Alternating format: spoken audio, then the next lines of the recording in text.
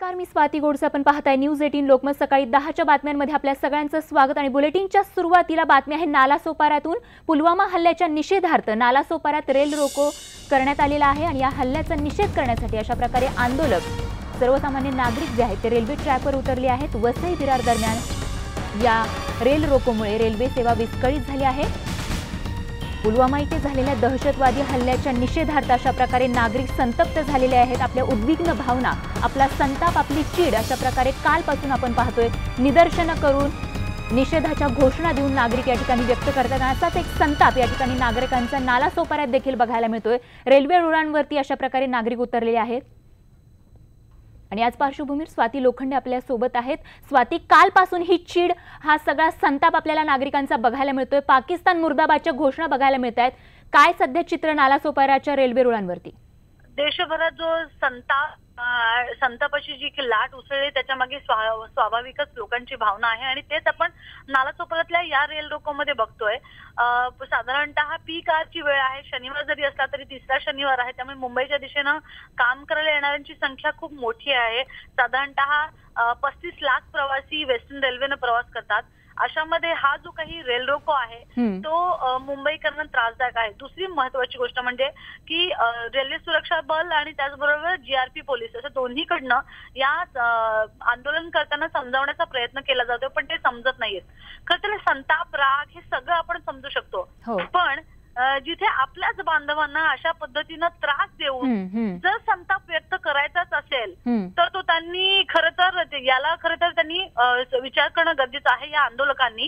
कारण हा जर जो वेगळा संताप इकडे आहे तर इतरांना त्यांच्याबद्दल संताप वाटेल असं त्यांचं कृत्य आहे. कारण रेल रोको करून आणि आपल्याच बांधवांना त्रास देऊन नेमकं काय त्यांना साध्य करायचं आहे, राग दाखवण्याचा, चीड दाखवण्याची एक वेगळा मार्ग असू शकतो, जो आपण अनेक साऱ्या आंदोलनांमध्ये बघितलाय. पुतळे जाळणं असू दे किंवा मग रॅली काढणं असू दे, याच्यातून आपण आपला निषेध दाखवतो किंवा दाखवू शकतो. पण या अशा पद्धतीनं आंदोलन करणं कधीही समर्थनीय नाहीये. अगदी. त्यामुळे हा जो संताप आहे, ज्यामुळे आपलेच बांधव खरं तर वेठीस धरले जात आहेत, ह्या सगळ्या संतापावरती नियंत्रण मिळवणं हे आता पोलीस प्रशासन असेल आणि रेल्वे प्रशासनापुढे एक मोठं आव्हानच समजायला हवं. एकूणच आपण पाहतोय नालासोपाऱ्यातली ही दृश्य.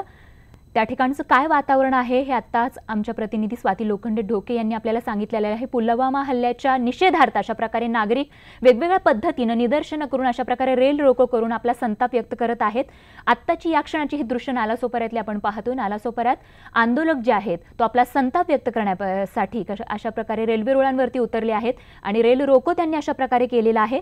आणि त्यामुळे निश्चितच या ठिकाणची वाहतूक जी आहे ती विस्कळीत झालेली आहे. त्यामुळे आपला संताप व्यक्त करण्याचा हा मार्ग असू शकत नाही, ज्यामुळे आपलेच बांधव खरं तर वेठीस धरले जात आहेत.